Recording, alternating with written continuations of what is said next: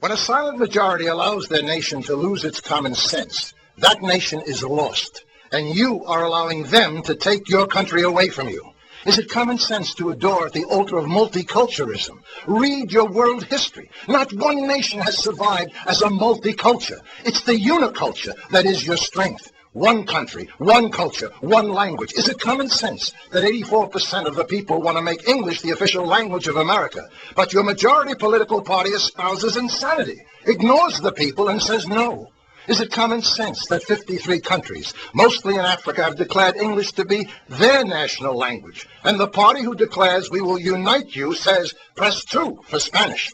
Is it common sense to adopt your new national religion of diversity when the very word means disunity? We founded a country on similarities, not diversities. One country, one culture, one language. You cry out for unity, but is it common sense to continue to identify yourselves by your ethnicities and not your nationalism? White-America, Black-America, Chinese-America, Hispanic-American, gay and lesbian-American, the Black Caucus, the Hispanic Caucus, the Women's Caucus. You want unity? Change your language. Isn't it time, once again, we all became just plain Americans? Or is that too much common sense? Is it your new common sense now to stand up and cheer when a presidential candidate wants to hand over the health care system to that same government who has run Social Security, Medicare, Medicaid, and 12 other entitlement programs into bankruptcy? A government bureaucracy who can't run a railroad, your airports, secure your borders, or find 15 to 20 million illegal aliens. That same government that allows Islamic women to take their driver's license picture wearing a neck scarf, covering their face because it offends their belief. What's next? Allowing the Ku Klux Klan wearing their hoods? Is it common sense to bankrupt the American Treasury? Fighting wars for countries whose silent majority won't fight for themselves? Your debt is now $9.4 trillion.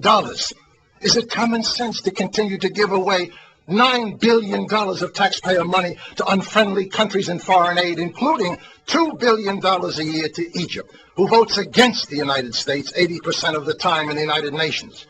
All this while your own inner cities crumble. 40% of your high school graduates can only read or write at a 4th grade level. You have to import people from China and India for your high-tech industry because you haven't got enough smart people in America.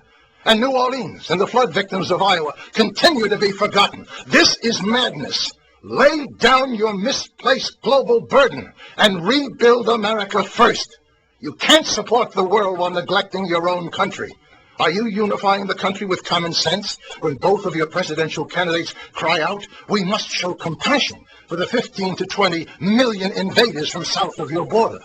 But not one word of compassion for the overburdened American taxpayer who is forced to subsidize the invaders by paying over $250 billion of their hard-earned money to establish America as the welfare department of a failed, corrupt foreign country. Are you unifying your country with common sense by sending out your utility bills and your Social Security checks in Spanish? Legal and illegal immigrants have no incentive to learn your unifying language because you make it easy for them not to assimilate. How many of you write in big letters across that bill, English only, please, and send it back? Stop bending over backwards to accommodate every other culture but your own. Is it common sense to allow your activist judges to ignore your history, your culture, your Declaration of Independence, and every other founding document to remove God from public life?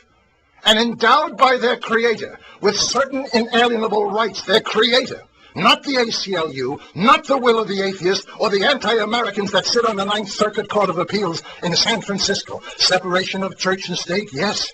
Separation of God from public life, never intended by your founding fathers. Is it common sense that the very political party who claims to be the party of the people and shouts, we will bring change, consistently stops all common sense legislation to secure your borders, establish workplace verification, and stop taxpayer money for illegals? They call themselves progressive global thinkers. We had another word for them in 1776. We called them traitors. This happened all once before.